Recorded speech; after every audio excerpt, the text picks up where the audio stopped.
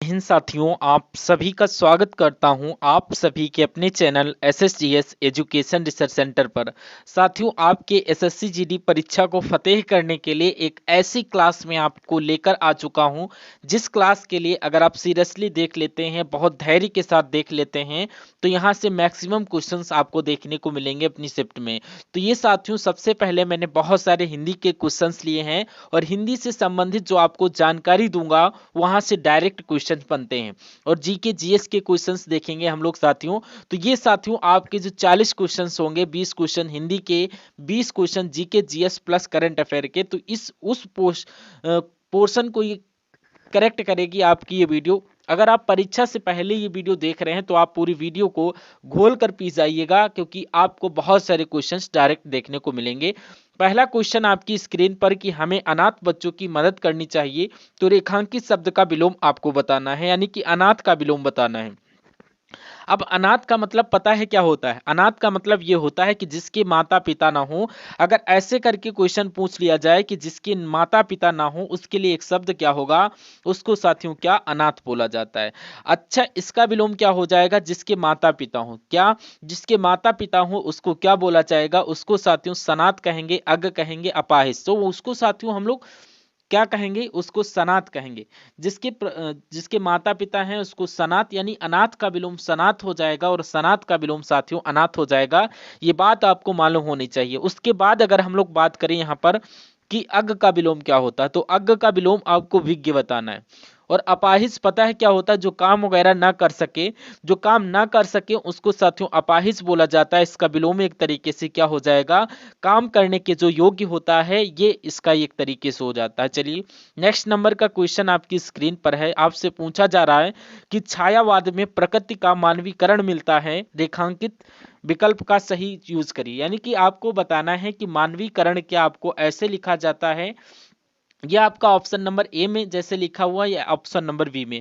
तो मैं कहूंगा जैसे आपका ऑप्शन नंबर 3 में लिखा हुआ है ऐसे मानवीकरण लिखा जाता है। अगला क्वेश्चन है, कहा जा रहा है कि अंडे सेना, ये मुहावरा है, आप लोग अक्सर बोलते होंगे कि इस मुहावरे का मतलब क्या होता है?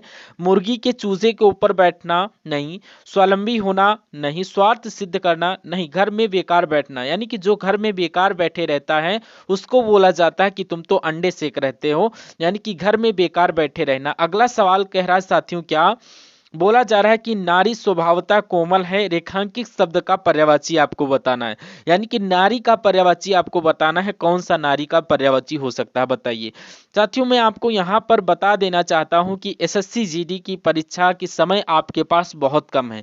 चंद समय है, हो सकता है चंद घंटे आपके पास हो, और इन चंद घंटों में आपको क्या पढ़ना है, मैं आपको सारा सॉल्यूशन करवा रहा हूं। अगर आप हमारे चैनल के प्लेलिस्ट में विजिट करते हैं, वहां पर एसएससी जीडी के प्लेलिस्ट आपको मिलती हैं। वहां पर आप अगर जितने लेक्चर आपको प्रोवाइड हो रखे हैं, जिसमें एसएससी जीडी के क्या एसएससी जीडी के पीवाईक्यू क्वेश्चन यहां पर, क्योंकि 100% क्वेश्चन पूछे जाते हैं। और दूसरा जो आपका जो मॉडल पेपर होता है, यानी कि जैसे आपके मॉडल पेपर होते हैं वैसे ही आपको सेम क्वेश्चंस देखने को मिलेंगे और यहां से पेपर फंसेगा। और इंपॉर्टेंट करंट अफेयर, ये सारे की सारे आपके सेशन हो चुके हैं हमारे चैनल एसएसटीएस एजुकेशन रिसर्च सेंटर के प्लेलिस्ट में एसएससी जीडी की। और यहाँ पर 55 से 60% आपका यहाँ से क्रैक हो जाता है पेपर। और अपने अगर 10% अपनी तरफ से खींच लिया तो 70% आपका पेपर हो जाएगा। तो आपको 100% सिलेक्शन आपका पूरा हो जाता। तो ये सारा आपको हमारे चैनल के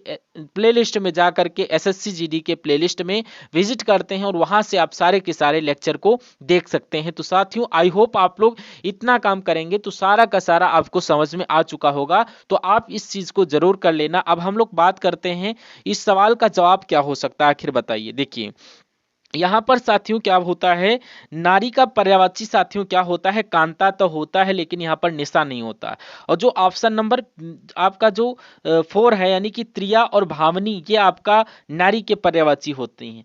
और अगर हम लोग बात करें नारी के और कौन कौन से पर्यायवाची होती हैं, तो नारी को साथियों सुंदरी बोला जाता है। क्या बोला जाता है? सुंदरी बोला जाता है। और नारी को यहाँ पर औरत बोला जाता है। और पर्यायवाची आपका जो चैप्टर है ये बहुत इंपॉर्टेंट है। नारी नारी को हम लोग औरत कहेंगे, स्त्री कहेंगे, सुंदरी कहेंगे और कहते हैं अबला नारी। क्या अबला भी इनको बोला जाता है और महिला भी बोला जाता है और रमणी भी बोला जाता है। क्या साथियों, रमणी भी बोला जाता है। आप लोग याद रखेंगे। तो ये सारे साथियों नारी के पर्यायवाची हो गए, स्त्री के पर्यायवाची हो गए और उसके अलावा मैं आपको बता देता हूं निशा, यानी कि निशा का अगर आपसे पर्यायवाची पूछे, पेपर आपका यहीं से फंसेगा। बस आपको बहुत धैर्य से देखते रहना है वीडियो को। अगर हम लोग निशा की बात करते हैं साथियों, तो आपको ये मालूम होना चाहिए कि निशा को साथियों यहाँ पर यामिनी बोला जाता है। क्या निशा का पर्यायवाची यामिनी हो जाएगा। और निशा को रात्रि बोलते हैं और निशी भी कहते हैं। क्या निशी भी कहते हैं और विभावरी भी बोला जाता है। क्या साथियों, यहाँ पर विभावरी भी बोला जाता है। और साथियों एक और होता है जिसको सरवरी भी बोला जाता है। आप लोग याद रखेंगे।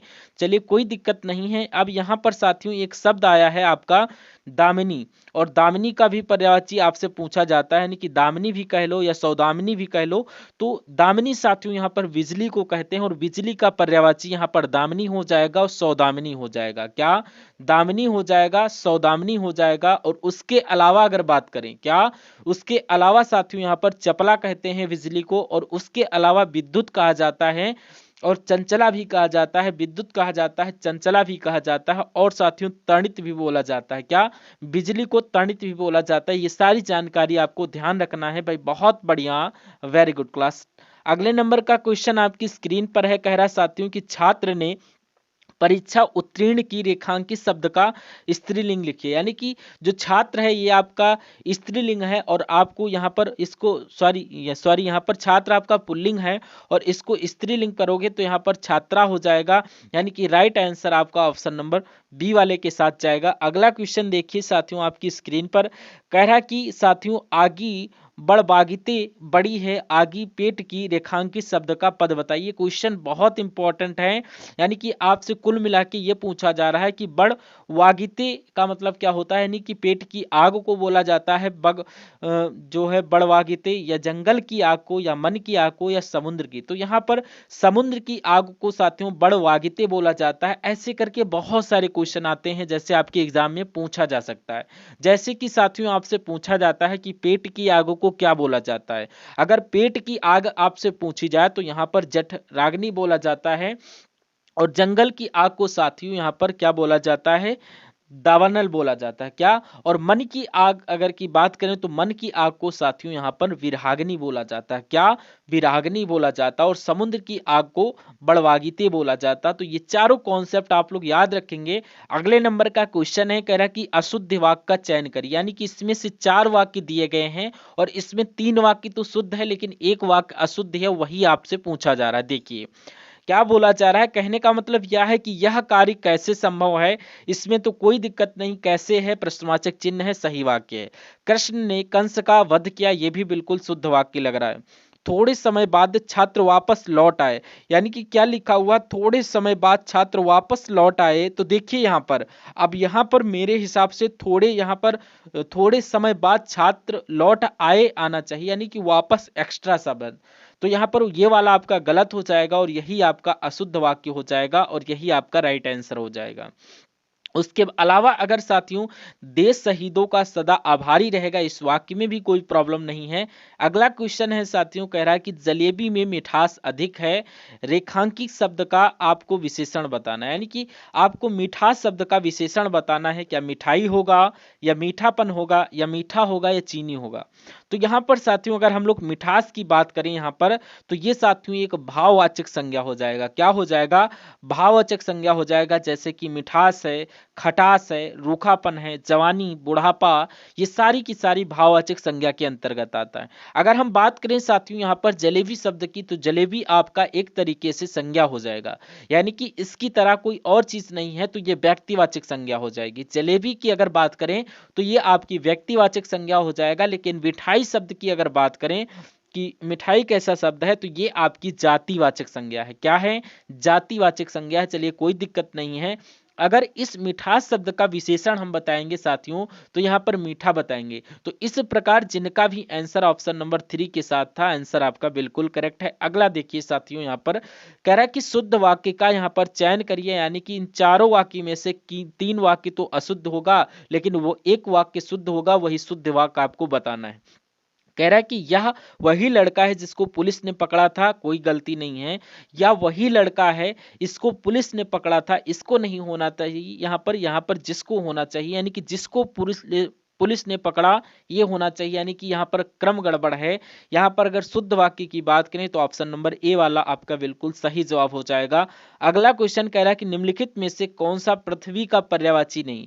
ध्यान रखिएगा, नहीं पूछा जा रहा है, तो यहाँ पर आप लोग पट्ट से धरा देखो तो आप लोग लगा दो, तो यही नहीं, यहाँ पर हम लोग बात करते हैं धरा, तो धरा आपका पृथ्वी का पर्यायवाची होता है, और अचला आपका भी पृथ्वी का पर्यायवाची होता है, और उसके अलावा धरती भी आपका पृथ्वी का पर्यायवाची होता है। लेकिन जब हम बात करते हैं सुधाकर की, तो सुधाकर पृथ्वी का पर्यायवाची थोड़ी ना है, तो आपका चांद का पर्यायवाची है। अच्छा, चांद का पर्यायवाची सुधाकर हो गया, और उसके अलावा चांद का पर्यायवाची और क्या क्या हो सकता है। चांद को हम लोग चंद्र भी कहते हैं, सुधाकर भी कहते हैं, चांद को विधु भी कहते हैं। क्या कहते हैं?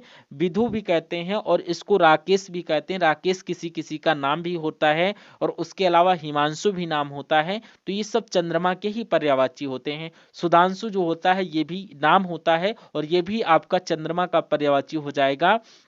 और निशाकर, निशाकर भी आपका चंद्रमा का पर्यायवाची होता है। तो अगर चंद्रमा का पर्यायवाची पूछा जाता है तो इसमें से आपसे यहाँ पर पूछ लिया जाएगा। अगर अब हम लोग यहाँ पर बात करें कि कुछ पर्यायवाची मैं आपको बता देता हूँ, क्या मैं कुछ पर्यायवाची आपके रिवीजन करवा देता हूँ। देखिए यहाँ पर पृथ्वी के पर्यायवाची को आप लोग याद रखेंगे कौन कौन से मैंने आपको बताए। तो आप लोग याद रखेंगे वायु का पर्यायवाची, जो कि बहुत पूछे जाते हैं। वायु को क्या बोला जाता है? वायु को हवा कहा जाता है। वायु को साथियों वात कहा जाएगा। रिवीजन करते रहिएगा और मेरे साथ बोलते रहिएगा। वायु को साथियों मारुत बोला जाता है, और वायु को पवन भी कहते हैं और पवमान भी कहते हैं। और उसके अलावा अगर बात करें साथियों, वायु को बयार भी बोला जाता है। क्या? वायु को साथियों यहाँ पर बयार भी बोला जाता है, ये भी ध्यान रखेंगे। और अच्छा, यहाँ पर बात करें कि वृक्ष के पर्यायवाची भी पूछे जाते हैं, तो बिल्कुल पूछे जाते हैं। इस वृक्ष को क्या बोला जाता है? पेड़ बोला जाता है। क्या? पेड़ बोला जाता है। और इसके अलावा बिटप बोला जाता है। क्या? पेड़ को बिटप बोला जाता है, और पादप भी बोला जाता है। क्या? पादप भी बोला जाता है। और वृक्ष को साथियों तरुण भी बोला जाता है। ये साथियों आप लोग याद रखेंगे। चलिए, उसके अलावा अगर हम लोग बात करें, यहाँ पर पक्षी के पर्यायवाची आपसे बहुत पूछे जाते हैं। पक्षी के पर्यायवाची बहुत पूछे जाते हैं। पक्षी को क्या क्या बोला जाता है? पक्षी को यहाँ पर विहंग बोला जाता है। ये रिपीट होते हैं, यही चीजें रिपीट होती हैं। विहंग कहते हैं और विहग भी बोलते हैं, दोनों बातें आपको याद होनी चाहिए। पक्षी को विहंग भी बोलते हैं और विहग भी बोलते हैं, और पक्षी को साथियों यहाँ पर खग भी कहते हैं। और पक्षी की अगर बात करें तो यहाँ पर पखेरु भी बोला जाता है। क्या? पखेरु भी कहते हैं। और पक्षी को परिंदा भी बोला जाता है। क्या? परिंदा भी बोला जाता है। और पक्षी की अगर बात करें तो यहाँ पर पतंग भी बोला जाता है, और पक्षी को साथियों यहाँ पर द्विज भी बोला जाता है। तो जितनी जानकारी आपको मैंने बताई है, तो ये आप लोगों को खास तौर पर याद रखना है, क्योंकि सवाल आपका जो बनेगा इन्हीं में से बनेगा, इससे बाहर का कुछ नहीं बनेगा। उसके बाद देखिए, आम के आम, आम के काम, यानी कि आम के आम, आम के काम, या आम गुठली की गुठली, यानी कि गुठलियों के दाम। तो खाली जगह में आपका मैं कहूंगा गुठलियों के दाम होना चाहिए, यानी कि पूरा होगा आम के आम, गुठलियों के दाम, पूरा राइट आंसर हो जाता है। अगला देखिए, शुद्ध वर्तनी बताइए, यानी कि फुर्तीला कैसे लिखा जाता है। ये तो यहाँ पर फुर्तीला, यानी कि ये गलत है, यानी कि ये आपकी सही वर्तनी हो जाएगी, और यही आपका बिल्कुल करेक्ट आंसर हो जाता है। बहुत बढ़िया, very good class. Next number का क्वेश्चन आपकी स्क्रीन पर देखिए। अगर कुछ चीजें मैं आपको बता देता हूं जो सबसे ज्यादा पूछी जाती हैं, जैसे आपको दे दिया जाता है गलत, और आपको देखिए साथियों कवित्री की कुछ ऐसे वर्तनी दे दी जाती है, और आपसे पूछा जाता है कि इसकी राइट वर्तनी बताइए। तो आप लोग याद रखेंगे कि कवित्री की वर्तनी जो होती है कुछ ऐसी होती है। और उसके अलावा अगर आपको दे दिया जाए यहाँ पर साथियों क्या महत्व, क्या दे दिया जाए? महत्व। तो यहाँ पर आपसे पूछा जाए कि इसकी शुद्ध वर्तनी बताइए, तो महत्व पता है आपको कैसे लिखा जाता है? महत्व कुछ ऐसे लिखा जाता है। और उसके अलावा अगर बात करें तो यहाँ पर दे दिया जाए रसायन की, तो रसायन की वर्तनी ऐसे नहीं होती, यहाँ पर रसायन ऐसे लिखा जाता है। क्या? ऐसे लिखा जाता है। और उज्जवल की बहुत पूछी जाती है, उज्जवल ऐसे दे दिया जाएगा और कहा जाएगा शुद्ध वर्तनी बताइए। तो यहाँ पर दो बार जो आएगा और दोनों बार आधा आधा जाएगा, तो यहाँ पर ये आप लोग याद रखेंगे। अगले नंबर का क्वेश्चन है, कह रहा है कि दिए गए रिक्त स्थान में सही वर्तनी वाला शब्द बताइए। लिखा हुआ राजीव अपने माता पिता पर निर्भर है, या निर्भर ऐसे लिखा जाएगा, या निर्भर ऐसे लिखा जाएगा, या निर्भर ऐसे लिखा जाएगा। तो निर्भर साथियों ऐसे लिखा जाता है, और ऐसे कहां पर लिखा हुआ है? ऑप्शन नंबर 3 में लिखा हुआ है। अगला क्वेश्चन देखिए, कहा जा रहा है कि शुद्ध वाक्य बताइए, यानी कि मेरी बात ध्यान के साथ सुनो, ये होना चाहिए शुद्ध वाक्य। या मेरी बात ध्यान के साथ सुनो, ऐसी थोड़ी ना बोलते, यानी कि मेरी बात ध्यान से सुनो ये बोला जाता है, तो मेरी बात ध्यान से सुनिए, यानी कि के साथ की जगह पर से आ जाना चाहिए, तो ये वाक्य सही हो जाता। ठीक है। और उसके बाद लिखा हुआ है साहित्य और समाज का घनिष्ठ संबंध है, ये बात बिल्कुल सही है। फिर लिखा हुआ है एक लोटा पानी से भर लाओ, ये थोड़ी ना होना चाहिए, यानी कि पानी से भर, यानी कि पानी से भरा हुआ एक लोटा लाओ, ये होना चाहिए। क्या? एक लोटा पानी से भरा हुआ लाओ, ये सही नहीं, यानी कि पानी से भरा एक लोटा लाओ, ये होना चाहिए। उसके बाद लिखा हुआ है कि वह सारी, या ये आपका सरी गलत लिखा हुआ है, और सारी भी आ गया और भर भी आ गया, तो ये आपका इसलिए गलत हो जाएगा। वह सारी रात भर जागता रहा, ये नहीं होना चाहिए, वह सारी रात भर जागता रहा, ये होना चाहिए। तो कुल मिला के साथियों अगर हम बात करें, यहाँ भर तो आ सकता है, लेकिन इसकी वर्तनी आपकी गलत हो जाएगी, ये सारी ऐसे यहाँ पर आना चाहिए था। उसके बाद देखिए अगला सवाल आपकी स्क्रीन पर साथियों, कहा जा रहा है कि यहाँ पर चंद्रमा पृथ्वी का एकमात्र प्राकृतिक उपग्रह है, वाक्य में रेखांकित शब्द का पर्यायवाची बताइए। यानी कि साथियों चंद्रमा का यहाँ पर पर्यायवाची आपको बताना है, क्या हो सकता है, फटाफट आप लोग यहाँ पर बता दीजिए।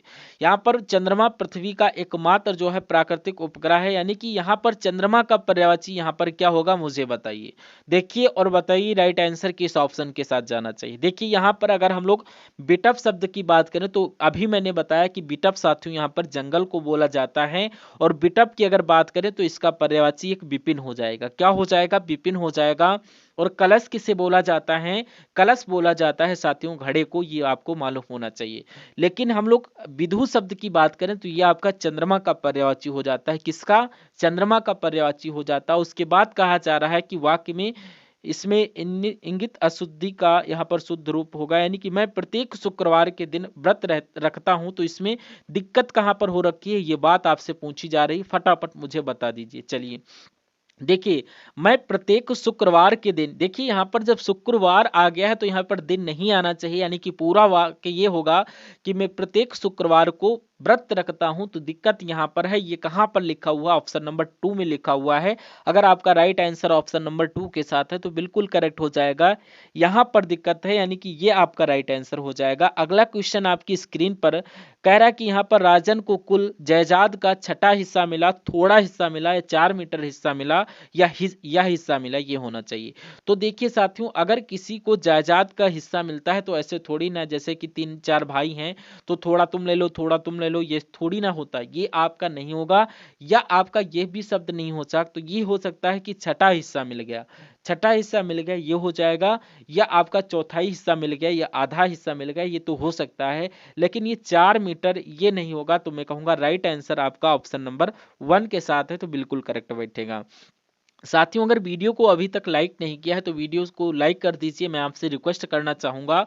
और चैनल पर नए हैं तो चैनल को जरूर सब्सक्राइब कर दीजिए, और प्यारे के कमेंट के माध्यम से बताइए कि ये क्लास आपको कैसी लग रही। अगला क्वेश्चन देखिए साथियों, कहा जा रहा है कि दिए गए वाक्य में रेखांकित खंड को प्रतिस्थापित करने के लिए उचित विकल्प का चयन करिए। यानी कि व्यक्ति कुसंगति में पढ़कर अपनी अच्छाइयों को अपनी खो देता है, यानी कि अपनी अच्छाइयों को, यानी कि अपनी अच्छाइयां को खो देता है, ये थोड़ी ना लग रहा है। यहाँ पर क्या होना चाहिए कि अपने मतलब कि अपन गलत लिखा हुआ है, यानी कि अपनों अच्छाइयों को, ये भी नहीं सही है। यहाँ पर साथियों अपनी अच्छाइयां को खो देता है, ये आपका साथियों सही जवाब होगा, ये भी आपका नहीं हो सकता। तो कुल मिला के आपका सही जवाब अगर है ऑप्शन नंबर 3 के साथ, तो बिल्कुल करेक्ट है। साथियों अगर आप ये सवाल कर पा रहे हो तो मेरा मानना है कि 20 में से 20 आपका स्कोर आ जाएगा हिंदी के सेक्शन में। अगले नंबर का क्वेश्चन है, कह रहा कि जिसकी बाह घुटने तक हो उसके लिए एक शब्द क्या हो सकता है। ये बात आपसे कुल मिला के यहाँ पर पूछी जा रही है, फटाफट आप लोग बता दीजिए आपका राइट आंसर क्या होगा। देखिए और बताइए। मैं कुछ चीजें आपको यहाँ पर साथियों बता देता हूं जो आपके एग्जाम में डायरेक्ट पूछी जाती हैं, आपसे पूछी जाती है साथियों। यानी कि यहाँ पर क्या कि आपसे पूछा जाएगा कि जिसकी गणना न की जा सके। क्या पूछा जाएगा यहाँ पर साथियों कि जिसकी गणना न की जा सके, इसके लिए एक शब्द क्या होगा। तो जिसकी गणना न की जा सके उसके लिए एक शब्द साथियों, उसको अगणनीय बोला जाता है। क्या बोला जाता है? उसको अगणनीय बोला जाता है, ये आप लोग याद रखेंगे। दूसरा सवाल आपसे पूछा जाता है जिसका वर्ण न किया जा सके। क्या? जिसका वर्ण न किया जा सके, ये पूछा जाएगा कि जिसका वर्ण न किया जा सके। क्या पूछा जाएगा साथियों कि जिसका वर्ण न किया जा सके उसके लिए एक शब्द क्या होगा, उसको साथियों यहाँ पर अवर्णीय बोला जाएगा। क्या बोला जाएगा, उसको यहाँ पर साथियों अवर्णीय बोला जाएगा। यानी कि अब यहाँ पर दूसरी बात सुनिए, अगर यहाँ पर पूछा जाए कि जिसकी गणना ना की जा सके उसको अगणनीय, लेकिन जिसकी गणना की जा सके उसको गणनीय, यानी कि दो सवाल मिलते हैं। उसी प्रकार जिसका वर्णन ना किया जा सके उसको अवर्णीय और जिसका वर्णन किया जा सके उसको वर्णीय कहा जाएगा। ये चार सवाल आपके बन गए। एक सवाल आपसे और पूछा जाता है कि अजर क्या होता है। अजर मैं आपको बता देता हूं कि जो कभी बूढ़ा ना हो। क्या कि जो कभी साथियों बूढ़ा ना हो, जो कभी बूढ़ा ना हो उसके लिए एक शब्द क्या होगा, उसके लिए अगर एग्जामिनर पूछे तो आपको अजर बता देना है। और उसके अलावा एक और सवाल आपसे पूछा जाएगा, क्या कि जिसका खंडन न किया जा सके। क्या जिसका खंडन न किया जा सके, जिसका खंडन न किया जा सके उसके लिए एक शब्द क्या होगा, उसको साथियों यहाँ पर अखंडनीय बोलेंगे। क्या उसको यहाँ पर हम लोग याद रखते हैं कि अखंडनीय बोलते हैं। यानी कि यहाँ पर भी दो सवाल बनते हैं कि जिनका खंडन ना किया जा सके उसको अखंडनीय और जिनका खंडन किया जा सके उसको खंडनीय बोला जाएगा। अब सवाल में कुल मिला के आपसे पूछा गया था कि जिसकी बाह घुटनों तक हो उसके लिए एक शब्द क्या होगा, उसको साथियों अजान बाहु बोला जाएगा। क्या बोला जाएगा, अजान बाहु बोला जाएगा। राइट आंसर जिनका ऑप्शन नंबर ए है, तो राइट आंसर आपका बिल्कुल करेक्ट हो जाता है। अगला क्वेश्चन है, कह रहा कि अभ्यंतर का तद्भव रूप होता है, यानी कि उचित तद्भव शब्द से रिक्त स्थान की पूर्ति के लिए, यानी कि अभ्यंतर एक तत्सम शब्द है, इसका तद्भव शब्द बताना है तो इसका तद्भव शब्द यहाँ पर भीतर हो जाएगा। क्या भीतर हो जाएगा, तो राइट आंसर आपका ऑप्शन नंबर 2 हो जाएगा।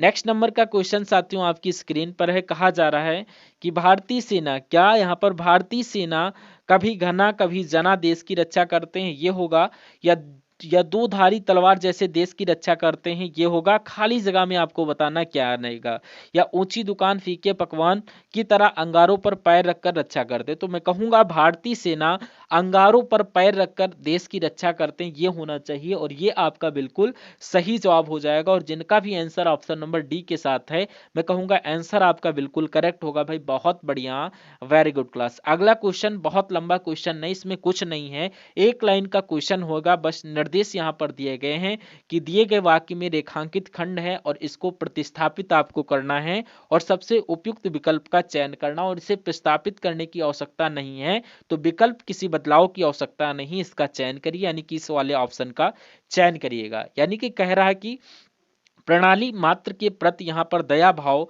जो है धर्मों का तत्व आधार, इसकी जगह पर क्या आना चाहिए ये आपको बताना है। यानी कि धर्मों का सभी तत्व आधार ही, ये क्रम गलत है। सभी धर्मों का आधार तत्व है, ये भी नहीं होगा। मैं कहूंगा साथियों ये वाला होगा। क्या, यानी कि पूरा वाक्य आपका बन जाएगा, प्राणी मात्र के लिए प्रति दया भाव सभी धर्मों का आधार तत्व है, ये होना चाहिए और ये आपका बिल्कुल करेक्ट आंसर हो जाएगा। अगला क्वेश्चन आपकी स्क्रीन पर कह रहा कि वाल्मीकि हमारे आदि कवि थे, वाक्य में रेखांकित शब्द का पर्यायवाची आपको बताना है, यानी कि कवि का आपको पर्यायवाची बताना है, यानी कि कवि का नहीं बल्कि आदि का पर्यायवाची बताना है। क्या हो सकता है, चलिए देखिए। वाल्मीकि हमारे आदि कवि थी, वाक्य में रेखांकित शब्द का पर्यायवाची नीचे दिए गए विकल्पों में से चुनिए। तो यहाँ पर साथियों प्रथम आ सकता है, प्रथम आ सकता है, तो आंसर नंबर 4 आपका राइट आंसर हो जाएगा। अगला क्वेश्चन कह रहा है कि दत्त चित्र के लिए वाक्यांश क्या होगा। ये क्वेश्चन बहुत इंपॉर्टेंट है, देखिए बड़ी ध्यान से। यहाँ पर अगर हम लोग बात करें कि जिसमें इंद्रियों को जीत लिया हो, यानी कि जिसने इंद्रियों को जीत लिया हो उसके लिए एक शब्द क्या होगा, ये आपसे पूछा जाए तो उसको बोला जाता है साथियों यहाँ पर जितेंद्रिय। क्या, जिसने इंद्रियों को जीत लिया हो उसको क्या बोला जाता है, उसको जितेंद्रिय बोला जाता है। और उसके बाद जिसने गुरु की दीक्षा ली हो उसको क्या बोला जाएगा, उसको दीक्षित बोला जाएगा। क्या, उसको यहाँ पर दीक्षित बोला जाएगा, आप लोग याद रखेंगे। और उसके बाद देखिए जिसने ऋण चुका दिया हो, यानी उसको क्या बोला जाएगा, उसको साथियों उर्ण बोला जाएगा। क्या, उसको उर्ण बोला जाएगा जिसने ऋण चुका दिया गया हो। लेकिन यहाँ पर अगर बात करें, यहाँ पर दत्त चित्त किसे बोला जाएगा, कि जिसने चित्त किसी विषय में दिया हो या लगाया हो, यानी कि जिसने किसी चित्र किसी विषय में दिया है या लगाया, उसके लिए एक शब्द क्या होगा, उसके लिए एक शब्द दत्त चित्र होगा। ये 4 मैंने क्वेश्चन बताए हैं, यहाँ से आपसे क्वेश्चन पूछे जा सकते हैं। उसके बाद देखिए खाने योग्य पदार्थ, इसके लिए एक शब्द क्या होगा बताइए। देखिए जो खाने योग्य पदार्थ होता है उसको क्या बोला जाता है, मुझे बताइए। यहाँ पर एक शब्द लिखा हुआ है खंडित। खंडित का मतलब पता है क्या होता है? जो कई जगह से टूटा हो। क्या? जो कई जगह से, अगर आपसे पूछा जाए कि जो कई जगह से टूटा हो, कि जो कई जगह से टूटा हो, उसको क्या बोला जाएगा? उसको खंडित बोला जाएगा। और खाद क्या होता है ये आप सभी लोग जानते हैं कि जो एक तरीके से जो गला सड़ा पदार्थ होता है, जो खेतों में डाला जाता है, जिसके कारण से उसकी उपज बढ़ जाती है, जो डाला जाता है उसको खाद्य बोला जाता है। अब खाने योग्य पदार्थ को क्या बोला जाता है? तो खाने योग्य पदार्थ को खाद्य बोला जाता है, और जो खाने योग्य पदार्थ नहीं होता उसको अखाद्य बोला जाता है। ये दोनों तीनों बातें आप लोग याद रखेंगे। नेक्स्ट नंबर का क्वेश्चन कहा जा रहा है कि तरुण का विलोम यहाँ पर क्या हो सकता है, भाई साहब मुझे बताइए। देखिए, तरुण का विलोम साथियों, देखिए यानी कि तरुण का मतलब क्या होता है? तरुण का मतलब ये होता है कि जवान व्यक्ति, क्या? युवा व्यक्ति, यानी कि उस युवा व्यक्ति का विलोम क्या हो जाएगा? वृद्ध, अजर, दानो या सज्जन, ये आपसे यहां पर पूछा जा रहा है। चलिए, यहां पर सज्जन का अगर विलोम आपसे पूछा जाए तो आपको दुर्जन बताना है। क्या? सज्जन का विलोम यहां पर दुर्जन होता है, और दानव का विलोम यहां पर साथियों मानव होता है। क्या? दानव का विलोम यहां पर मानव भी होता है और देव भी होता है। दोनों बातें आप लोग यहां पर याद रखेंगे। अजर का विलोम साथियों यहां पर जरा होता है। क्या? जरा होता है। लेकिन यहां पर अगर बात करें हम लोग, तरुण का विलोम यहां पर वृद्ध हो जाएगा। क्या? वृद्ध हो जाएगा। दिए गए वाक्य में रेखांकित शब्द को प्रतिस्थापित करने के लिए उचित विकल्प का चयन करिए। यानी कि जब कुछ सुना ही ना हो तो उस पर यकीन कैसे किया जा सके। यानी कि जब सुना ही ना हो तो इसके लिए एक शब्द क्या हो सकता है? अनहोनी कहेंगे, अश्रव्य कहेंगे, अनकही कहेंगे, या फिर अदृश्य कहेंगे। देखिए, जो देखा ना गया हो उसको अदृश्य बोला गया हो, और श्रव्य का मतलब ये होता जो सुना गया हो, और अश्रव्य का मतलब ये होता जो सुना ही ना गया हो। तो कुल मिला के आपका राइट आंसर ऑप्शन नंबर अगर 2 के साथ है तो बिल्कुल करेक्ट हो जाता है। बहुत बढ़िया, very good class. Next number का सवाल देखिए साथियों, अगर बात करें यहाँ पर अनकही का मतलब क्या होता है? जो बिना कहा हुआ, यानी कि बिना कहा हुआ को क्या बोला जाता है? अनकही बोला जाता है। अगला क्वेश्चन साथियों कि इनमें से कौन गंगा शब्द का पर्यायवाची नहीं है? अब पर्यायवाची नहीं है इस शब्द की बात की जा रही है। तो यहाँ पर गंगा का पर्यायवाची यहाँ पर जानवी है। जान गंगा का पर्यायवाची त्रिपतगा है, और सुभद्रा ये यहाँ पर गंगा का पर्यायवाची नहीं है। ये एक तरीके से अंबा का पर्यायवाची हो जाएगा। किसका? अंबा का पर्यायवाची हो जाएगा, और इसका पर्यायवाची चंडिका हो जाएगा। यानी कि सुभद्रा का पर्यायवाची आपको अंबा बताना है, चंद्रिका बताना है, और जगदम्बा बताना है। क्या बताना है? ये सारी बताना। उसके अलावा कल्याणी कहना है। क्या कहना है? कल्याणी कहना है, ये आप लोग याद रखेंगे। और कालिका बताना है। क्या? कालिका बताना। तो इतने पर्यायवाची आपके सुभद्रा के हो गए, ये आप लोग याद रखिए। और गंगा का पर्यायवाची कौन नहीं? तो सुभद्रा गंगा का पर्यायवाची नहीं है। तो ये बात आप लोग यहां पर याद रखेंगे, और याद रहेगा आप लोगों को। चलिए, अच्छा, गंगा शब्द की और कुछ पर्यायवाची हम लोग देख लेते हैं। जैसे कि गंगा को अलकनंदा बोला जाता है। क्या? अलकनंदा बोला जाता है। अलकनंदा किसे बोला जाता है? गंगा को ही अलकनंदा बोला जाता है। और उसके अलावा ध्रुव नंदा भी कहा जाता है। क्या? ध्रुव नंदा भी बोला जाता है गंगा को। ये भी आप लोगों को मालूम होना चाहिए। बहुत बढ़िया, वेरी गुड क्लास। चलिए, नेक्स्ट नंबर का सवाल यहां पर साथियों हम लोग देखे थे कि निम्नलिखित में से अशुद्ध वाक्य बताइए। तो इसमें से 4 वाक्य आपको दे रखे हैं। 3 वाक्य शुद्ध होंगे और 1 वाक्य आपका अशुद्ध होगा, और इस अशुद्ध वाले वाक्य का आपको चयन करना है। बताइए। कह रहा कि वे सच्चे इंसान थे, ये शुद्ध वाक्य है। अधिकतर लोगों का यही विचार है, यह भी शुद्ध वाक्य है। और इस समय 5 बजा है, ये नहीं होना चाहिए। इस समय 5 बजे हैं। क्या? इस समय 5 बजे हैं, ये होना चाहिए। कुल मिला के तो मैं कहूंगा इस वाले वाक्य में दिक्कत है। दिक्कत है यानी कि अशुद्धि है, तो अशुद्धि है, तो यही आपका राइट आंसर हो जाएगा। हमें पर की भी बिल्कुल सही हो जाएगा। अगले नंबर का क्वेश्चन आपकी स्क्रीन पर देखिए और बताइए सही जवाब क्या हो जाएगा। कह रहा है कि ढोल के अंदर पोल, कहावत का अर्थ क्या हो जाएगा? दिखावा कुछ और, गुण कुछ नहीं, औकात से बढ़कर सपने देखना, या कहीं और ठिकाना नहीं, या मूर्ख व्यक्ति सेखी बघारता है। तो यहाँ पर जो आपका मूर्ख व्यक्ति यानी कि दिखावा कुछ और गुण कुछ नहीं, यहाँ पर राइट आंसर अगर ऑप्शन नंबर 1 है तो बिल्कुल सही हो जाएगा। अगला क्वेश्चन देखिए, कह रहा है कि देश विदेश से घूमने वाले कश्मीर पहुंचे। यानी कि देश विदेश से घूमने वाले को क्या बोला जाता है? देश विदेश से घूमने वाले को क्या बोला जाता है? यात्री कहेंगे, भीड़ कहेंगे, पर्यटक कहेंगे, या साथियों घुमक्कड़ कहेंगे? ये बात आपसे कुल मिला के पूछी जा रही, मुझे बताइए। चलिए, यहां पर अगर हम लोग बात करें, क्या कि अगर हम बात करें तो अगर आपका पर्यटक है तो मैं कहूंगा बिल्कुल करेक्ट हो जाएगा, यानी कि देश विदेश से घूमने वाले जो होते हैं इनको पर्यटक बोला जाता है, ठीक है ना। चलिए, उसके अलावा अगर एक शब्द आपसे पूछ लिया जाए क्या कि अतुलनीय का मतलब क्या होता है, क्या अतुलनीय, यानी कि अतुलनीय ऐसे थोड़ी ना पूछा जाएगा, सवाल आपसे ऐसे पूछा जाएगा कि जिसकी तुलना ना कर सके, यानी कि आपसे पूछा जाएगा कि जिसकी तुलना ना हो सके, क्या जिसकी यहाँ पर तुलना ना हो सके उसके लिए एक शब्द अगर आपसे पूछा जाए तो आपको अतुलनीय बता देना। और एक आपसे और पूछा जाएगा, मैं आपको बता देता हूं क्या कि केवल फल खाकर रहता है, क्या साथियों यहाँ पर केवल फल खाकर जो रहता हो उसको क्या बोला जाता है, केवल फल खाने वाला इसको भी बोल सकते हो, जो केवल फल खाने वाला उसको क्या बोला जाता है, उसको साथियों यहाँ पर फलाहारी बोला जाता है, क्या फलाहारी बोला जाता है। और ये एक और आपसे पूछा जाता है कि दो भाषाएं बोलने वाले को क्या बोला जाता है, तो दो भाषाएं जैसे कि हम और आपको नॉर्मली दो भाषाएं बोल सकते हैं, इंग्लिश और भोजपुरी थोड़ी बहुत बोल देते हैं, तो यहाँ पर दो भाषाएं बोलने वाले को यहाँ पर दो भाषी या द्विभाषी बोल सकते हो। ये सारी चीजें आप लोगों को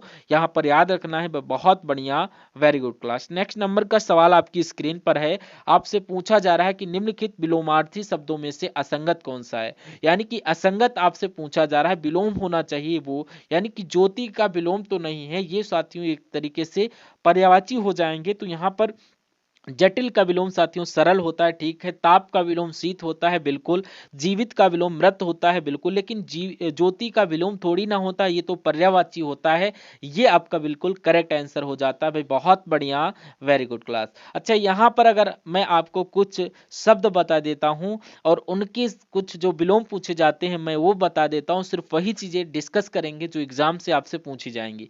यानी कि अगर आपसे अकाल का विलोम पूछ ले, क्या अगर आपसे अकाल का विलोम पूछ लिया जाए तो आपको सकाल बताना है, क्या अकाल का विलोम सकाल हो जाएगा। अगर आपसे अनाचार का विलोम पूछ लिया जाए तो आपको सदाचार बता देना है, क्या बता देना है, सदाचार बता देना है। और अगर आपसे दुराग्रह का, क्या दुराग्रह का विलोम पूछ लिया जाए तो आपको आग्रह बता देना है, दुआग्रह का विलोम आग्रह हो जाएगा। अगर उसके अलावा निराहार का विलोम आपसे पूछ लिया जाए, क्या निराहार का विलोम पूछ लिया जाए तो आपको आहार बता देना, ठीक है ना। और उसके अलावा ऐच्छिक का भी आपसे पूछा जाता है, बिल्कुल भी ऐच्छिक का विलोम अगर आपसे पूछ लिया जाए तो आपको अनैच्छिक बता देना, क्या आपको बता देना है, अनैच्छिक आपको बता देना है। तो ये सारी चीजें आप लोगों को मालूम होना चाहिए। अगर आपसे खगोल का विलोम पूछ लिया जाए तो खगोल का विलोम भाई साहब क्या होता है, भूगोल होता है, क्या भूगोल होता है। अगर आपसे सुवाच्य का विलोम पूछ लिया जाए तो सुवाच्य का विलोम यहाँ पर साथियों कुवाच्य होता है, क्या होता है, कुवाच्य होता है। तो ये सबसे इंपॉर्टेंट है और यही इंपॉर्टेंट रिपीट होते हैं बार बार।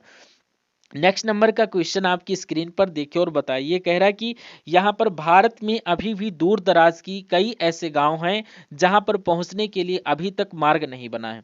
तो यहाँ पर सवारी मार्ग नहीं बना है, पगडंडी मार्ग नहीं बना, सड़क मार्ग नहीं बना या हवाई मार्ग नहीं बना। तो क्या आना चाहिए खाली जगह में, सड़क मार्ग नहीं बना है, ये आपका राइट आंसर होना चाहिए। उसके बाद देखिए कह रहा कि उसकी गाय 10 किलो दूध दे रही है, रेखांकित शब्द का यहाँ पर विश्लेषण क्या है। देखिए यहाँ पर 10 एक तरीके से यहाँ पर बात करें तो दूध की विशेषता बता रहा है कितना दूध है, यानी कि 10 किलो दूध है तो ये कहीं ना कहीं विशेषण हो जाएगा। लेकिन ये 10 किलो दूध कैसा विशेषण हो जाएगा, परिमाणवाचक विशेषण हो जाएगा, गुणवाचक विशेषण हो जाएगा, संख्यावाचक विशेषण हो जाएगा, सर्वनामिक विशेषण हो जाएगा। कुल मिला के आपसे यहाँ पर यह पूछा जा रहा है। आप मुझे बताइए कि एक एक करके सारी चीजें मैं आपको बता देता हूं, ठीक है ना।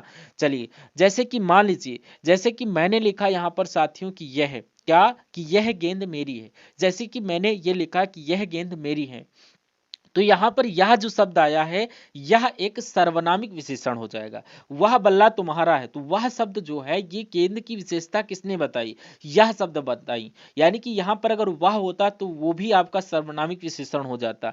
तो ये साथियों आप लोग याद रखेंगे, ठीक है, कोई प्रॉब्लम नहीं है। अगर हम लोग यहां पर लिखें, मैं लिखूं कि मेरे पास 10 गेंदें हैं, क्या मेरे पास कितनी गेंदें हैं, मेरे पास 10 गेंदें हैं, तो एक तरीके से इस शब्द की विशेषता जो बताई है 10 शब्द ने बताई है, क्या लेकिन यह एक कैसी संख्या है, ये आपकी एक संख्यावाचक संख्या है, ये आपकी संख्यावाचक विशेषण हो जाएगा। और उसके अलावा गुणवाचक विशेषण क्या हो जाएगा, जैसे कि मान लीजिए मोहन है, कोई लड़का है, जैसे कि मोहन ईमानदार लड़का है, क्या ईमानदार लड़का है, मोहन ईमानदार लड़का है, जो ये मैंने आपको बताया है, इसके बारे में मैंने कि उसकी लड़के का गुण बताया, यानी कि मोहन ईमानदार है, बेईमान है, ये इसका गुण है। अगर ये आपसे पूछा जाता तो एक तरीके से गुणवाचक विशेषण हो जाता। लेकिन कभी भी ऐसे पूछ ले कि 1 लीटर पानी है, 2 किलो दूध है, 10 लीटर पानी है, तो ये परिमाणवाचक विशेषण के अंतर्गत आता है। इसलिए राइट आंसर अगर है आपका ऑप्शन नंबर 1 तो बिल्कुल करेक्ट हो जाएगा। जैसे कि कार में 5 लीटर पेट्रोल डलवा दिया, तो 5 लीटर की अगर बात करें तो ये परिमाणवाचक के अंतर्गत आएगा, ये आपको मालूम होना चाहिए। यानी कि जो भी नाप तौल से संबंधित चीजें होती हैं वो आपके परिमाण के अंतर्गत होती है। अगला क्वेश्चन आपकी स्क्रीन पर देखिए, कह रहा है कि दिए गए वाक्य का वो भाग ज्ञात कीजिए जिसमें कोई त्रुटि है, मैं तुम्हारी मदद कर सकता हूं बशर्ते तुम मेरा कहा मानो। क्या कि बशर्ते तुम मेरा कहा मानो, तो दिए गए वाक्य का वह भाग ज्ञात कीजिए जिसमें कोई त्रुटि है। चलिए यहां पर हम लोग बात करते हैं, चलिए क्या होना चाहिए, कैसे क्या हो सकता है साथियों, ये कुल मिला के यहां से आपसे पूछा जा रहा है, मुझे बताइए, देखिए और मुझे बताइए।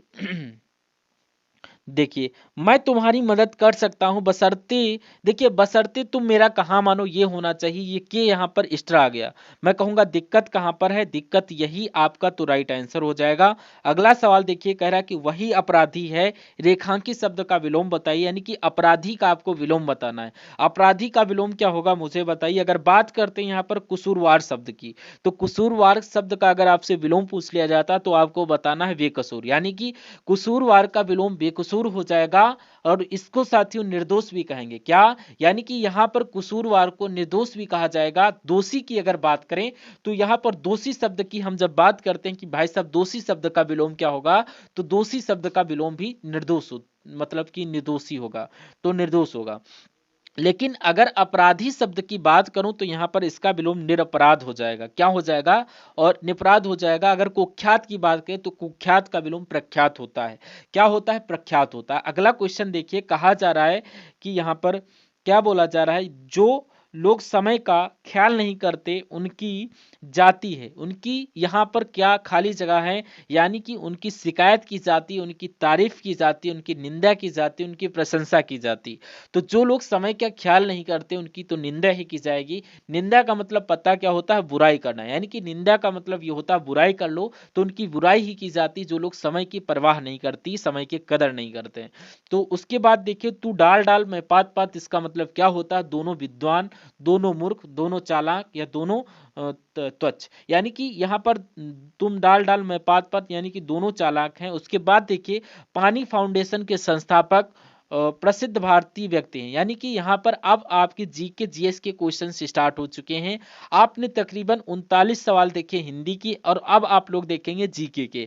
जीके के सिर्फ मैंने वही टॉप लेवल के क्वेश्चंस लिए हैं जो आपको आपके एग्जाम में 100% देखने को मिलेंगे। तो बहुत अच्छे तरीके से पूरे धैर्य के साथ इन सभी सवालों को आप लोग देखिएगा। अगर आपसे एग्जाम में पूछा जाए कि पानी फाउंडेशन के संस्थापक कौन है, तो आमिर खान आपके जो है इसके संस्थापक है। अगला देखिए, इंडिगो एयरलाइंस के सह संस्थापक कौन है, तो राहुल भाटिया की अगर बात करें तो इंडिगो एयरलाइंस के संस्थापक हैं। Right answer option number D होगा। उसके बाद देखिए, दुनिया के किस पर्वत में दुनिया की सबसे ऊंची मोटर योग सड़क है, तो डोंगरी ला जो इसका पर्वत है, इस यहाँ पर दुनिया की सबसे ऊंची मोटर योग्य सड़क है, ये आपको यहाँ पर मालूम होना चाहिए। नेक्स्ट नंबर का क्वेश्चन है, कहा जा रहा है कि मछली में उपस्थित राइबोफ्लेविन को निम्नलिखित में से किस रूप में जाना जाता है, तो यहाँ पर साथियों V2 के रूप में जाना है, विटामिन V2 के रूप में जाना जाता है, ये आपको यहाँ पर मालूम होना चाहिए। अगले नंबर का क्वेश्चन, कहा जा रहा है कि तलातल पर घर एक ऐतिहासिक स्मारक है, बिल्कुल, जो निम्नलिखित में से किस राज्य में स्थित, तो यहाँ पर तलातक एक स्मारक है, ये असम में स्थित है। कहाँ पर, असम में स्थित है, ये आप लोगों को यहाँ पर मालूम होना चाहिए। बहुत बहुत बढ़िया, वेरी गुड क्लास साथियों। उसके बाद देखिए साथियों, अगला क्वेश्चन कह रहा है कि तय्यम निम्नलिखित में से किस राज्य का लोकप्रिय नृत्य, तो ये तय्यम केरल में किया जाता है। कहाँ पर, केरल में किया जाता है, आप लोग याद रखेंगे, राइट आंसर। उसके बाद देखिए, अगला क्वेश्चन कह रहा है कि राष्ट्रीय खाद्य सुरक्षा अधिनियम निम्नलिखित में से किस वर्ष में पारित किया गया? तो 2013 की अगर बात करें 2013 में ही राष्ट्रीय खाद्य सुरक्षा अधिनियम पारित किया गया। राइट आंसर 2 हो जाता है। अगला देखिए, कहा जा रहा है कि भारतीय इतिहास के मध्यकाल के कवि तुलसीदास ने रामचरितमानस को किस भाषा में लिखा था? ये बात तो सही कि तुलसीदास के द्वारा ही रामचरितमानस को लिखा गया था, लेकिन किस भाषा में लिखा था? तो यहाँ पर अवधी भाषा में लिखा था। किस भाषा में? अवधी भाषा में लिखा था। उसके बाद देखिए यहाँ पर कह रहा कि प्राकृतिक प्रक्रिया के माध्यम से एक वस्तु का उत्पादन भारतीय अर्थव्यवस्था के किस क्षेत्र से संबंधित गतिविधि है? तो ये साथियों प्राथमिक क्षेत्र से गतिविधि है। सही जवाब आपका ऑप्शन नंबर 4 हो जाएगा। उसके बाद देखिए कह रहा कि राजकोषीय नीति निम्नलिखित में से किस अर्थशास्त्री द्वारा दिए गए आर्थिक सिद्धांत पर आधारित है? तो आप लोगों को मालूम होना चाहिए कि राजकोषीय नीति है ये जॉन मेंडॉर्ड किसके द्वारा दिए गए आर्थिक सिद्धांत पर आधारित है। ये क्वेश्चन साथियों इंपॉर्टेंट है, आपके एग्जाम में आएगा। अगला क्वेश्चन देखिए, कहा जा रहा है क्या? आपसे बोला जा रहा है कि आजाद दिलचटा इंडिका भारतीय उपमहाद्वीप में पाए जाने वाले किस हरे भरे पेड़ का वनस्पति नाम है? तो ये साथियों मार्गोसा के पेड़ का जो है इसका नाम है। इंपॉर्टेंट क्वेश्चन है, आप लोग याद रखेंगे। अगला क्वेश्चन साथियों कह रहा है कि कहा जा रहा है कि 7वीं शताब्दी के प्रारंभ के साथ थानेश्वर और कन्नौज के सिंहासन पर कौन बैठा था? तो कौन बैठा था? यहाँ पर हर्षवर्धन बैठे थे। कौन साथियों? हर्षवर्धन। और यहाँ पर कौन बैठे थे? हर्षवर्धन बैठे थे। अगला क्वेश्चन देखियो, कहा जा रहा है कि हरेली का त्योहार निम्नलिखित में से किस राज्य में मनाया जाता है? तो हरेली का त्योहार कहाँ मनाया जाता है? छत्तीसगढ़ में मनाया जाता है। छत्तीसगढ़ में ही हरेली का त्योहार मनाया जाता है। राइट आंसर आपका ऑप्शन नंबर 2 हो जाता है। अगला सवाल देखिए, निम्नलिखित में से कौन सी दक्षिण भारत की सबसे लंबी नदी है?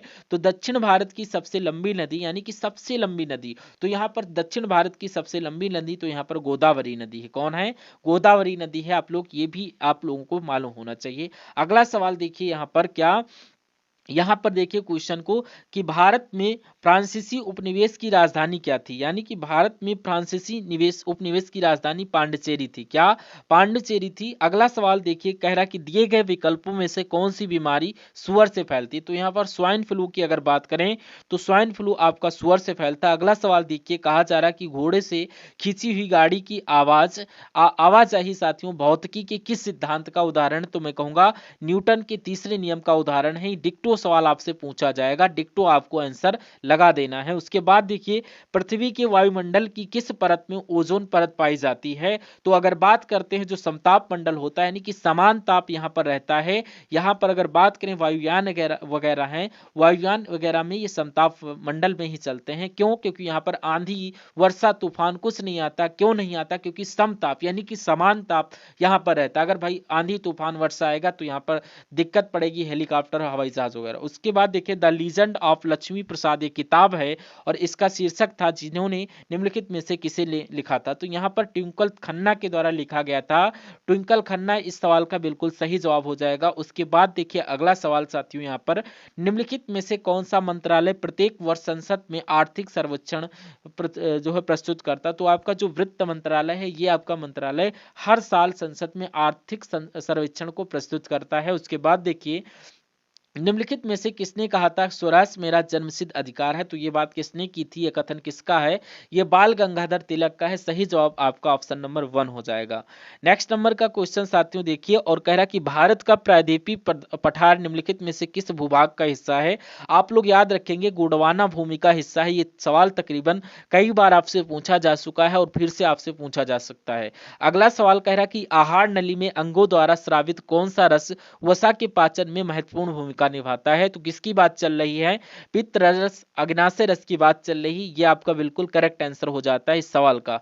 अगला क्वेश्चन है, निम्नलिखित में से कौन सा कथन स्थानिक प्रजातियों का वर्णन करता है? तो वो स्थानिक प्रजातियों का वर्णन कौन सा कथन करता है? कम जनसंख्या वाली प्रजातियां लुप्त प्राय प्रजातियों की श्रेणी में आती हैं, या एक तरीके से अगर बात करें यहाँ पर प्रजातियां जो एक तरीके से अगर बात करें तो प्रजातियां जो गहन खोजों के बाद मौजूदा नहीं पाई जाती, या प्रजातियां जो केवल कुछ कुछ विशेष क्षेत्र में पाई जाती, ये आपका सही जवाब हो जाएगा। यानी कि स्थानिक प्रजातियों, यानी कि बात करें यहाँ पर स्थानीय प्रजातियां, वो प्रजातियां हैं जो प्रजातियां केवल कुछ विशेष क्षेत्र में पाई जाती हैं। राइट आंसर आपका ऑप्शन नंबर 3 हो जाएगा। अगला क्वेश्चन कह रहा है कि मैग्नस कार्लसन निम्नलिखित में से किस खेल से संबंधित है? तो ये तो शतरंज से जुड़े हैं। राइट आंसर 4 होता है। अगला देखिए, नीचे दी गई नदियों में से दक्षिण गंगा कहा जाता है, यानी कि दक्षिण गंगा नाम से किस नदी को जाना जाता है? तो मैं कहूंगा गोदावरी नदी को ही दक्षिण गंगा के नाम से जाना जाता है। अगला क्वेश्चन कह रहा कि तटीय उड़ीसा का प्राचीन नाम क्या था? तो कलिंग था, कौशाम्बी था, कमरूपा था, खानदेश था। तो यहाँ पर कलिंग था साथियों, यानी कि तटीय वर्षा का प्राचीन नाम कलिंग था। भारतीय संविधान ने किस देश से राज्य के नीति निर्देशक सिद्धांतों के विचार को उधार लिया था? तो मैं कहूंगा आयरलैंड देश आपका राइट आंसर हो जाता है, यानी कि नीति निर्देशक सिद्धांत दिए गए हैं ये आयरलैंड देश के संविधान से लिए गए। उसके बाद देखिए यहाँ पर साथियों कह रहा है कि एक सामान्य टीवी रिमोट कंट्रोल द्वारा निम्नलिखित में से किस तरंग का उपयोग किया जाता है? यानी कि जो एक टीवी का रिमोट होता है, यानी कि एक कंट्रोल के द्वारा कौन सी तरंगों का उपयोग करता है? तो यहाँ पर अवरक्त तरंगों का उपयोग करता है। अवरक्त तरंगे इस सवाल का आपका बिल्कुल करेक्ट आंसर है। अगला देखिए, भारत में राष्ट्रीय खेल दिवस ये किस दिन मनाया जाता है? ये आपसे यहाँ पर पूछा जा रहा है, फटाफट आप लोगों को बता देना। तो अगर बात करें 29 अगस्त, तो बिल्कुल साथियों 29 अगस्त को राष्ट्रीय खेल दिवस मनाया जाता है। नेक्स्ट नंबर का सवाल कह रहा कि भारतीय संविधान का निम्नलिखित में से कौन सा अनुच्छेद भारत की राष्ट्रपति को राष्ट्रीय आपातकाल घोषित करने की शक्ति प्रदान करता है? तो अनुच्छेद 352 आपका राइट आंसर हो जाएगा। यानी कि अनुच्छेद 352 जो है ये भारत के राष्ट्रपति को राष्ट्रीय आपातकाल घोषित करने की शक्ति देता है। सही जवाब आपका ऑप्शन नंबर 3 हो जाएगा। अगला सवाल है, कह रहा है कि राज्यसभा का पदेन सभापति कौन होता है? यानी कि जो उपराष्ट्रपति होते हैं, उपराष्ट्रपति यही साथियों राज्यसभा के पदेन सभापति होते हैं। अगला सवाल कह रहा है कि उपन्यास है the God of small things, यानी कि किस देश से प्रेरित है? ये आपसे पूछा जा रहा है। तो ये अपने देश भारत से प्रेरित है। सही जवाब आपका ऑप्शन नंबर 2 होगा। उसके बाद देखिए, जो चरक संहिता है, यानी कि चरक संहिता के अनुसार मानव शरीर में कितनी हड्डियां होती हैं? तो चरक संहिता के अनुसार मानव शरीर में 360 हड्डियां होती हैं। कितनी? 360 हड्डियां होती हैं। अगला देखिए, the long walk to freedom ये किसकी आत्मकथा है? तो ये साथियों the long walk to freedom ये किसकी आत्मकथा है? तो ये नेल्सन मंडेला की आत्मकथा है। प्रोटीन की उपस्थिति का परीक्षण करने के लिए निम्नलिखित में से किसकी विलयन की आवश्यकता होती है? तो किस विलयन की आवश्यकता होती है? कॉपर सल्फेट और कास्टिक सोडा विलयन की आवश्यकता होती है। मैं कहूंगा बिल्कुल साथियों प्रोटीन की उपस्थिति का परीक्षण करने के लिए कॉपर सल्फेट और कास्टिक सोडा विलयन की आवश्यकता होती है। उसके बाद देखिए साथियों, अगला क्वेश्चन, निम्नलिखित में से कौन सा दिन मानव अधिकार दिवस के रूप में मनाया जाता है? 10 दिसंबर है मानव अधिकार दिवस के रूप में मनाया जाता है। अगला क्वेश्चन, निम्नलिखित में से किस जलीय जंतु में से गलफड़े नहीं होते? तो यहाँ पर किसकी बात चल रही साथियों? यहाँ पर व्हेल की बात चल रही है, यानी कि जलीय जंतु है व्हेल और इसमें गलफड़े नहीं होते हैं। उसके बाद देखिए, कैलाश पर्वत को हिलाते हुए रावण नामक लोकप्रिय चित्रण निम्नलिखित में से किस गुफा में दर्शाया गया है? तो ये एलोरा की गुफाओं में दर्शाया गया है। किस गुफा में दर्शाया गया? एलोरा की गुफाओं में दर्शाया गया। अगला सवाल, तंजौर में बृहदेश्वर मंदिर किस धार्मिक संप्रदाय से संबंधित है? तो ये आपका नैयार से संबंधित है। नैयार से संबंधित, यानी कि नैयार धार्मिक संप्रदाय से संबंधित है जो तंजौर में बृहदेश्वर मंदिर है। तो ये साथियों 80 टॉप लेवल के क्वेश्चन आपने देखे, हिंदी के क्वेश्चंस देखे, जीके के क्वेश्चंस देखे। तो ये क्लास साथियों कैसी लगी? एक बार इस वीडियो को लाइक करिएगा, चैनल पर अगर नए हैं तो चैनल को सब्सक्राइब करिएगा और एक प्यारे के कमेंट से माध्यम के बताइएगा कि ये क्लास आपको कैसे लगी। तो thank you for watching video. मिलते हैं नेक्स्ट वीडियो में, तब तक के लिए जय हिंद, वंदे मातरम।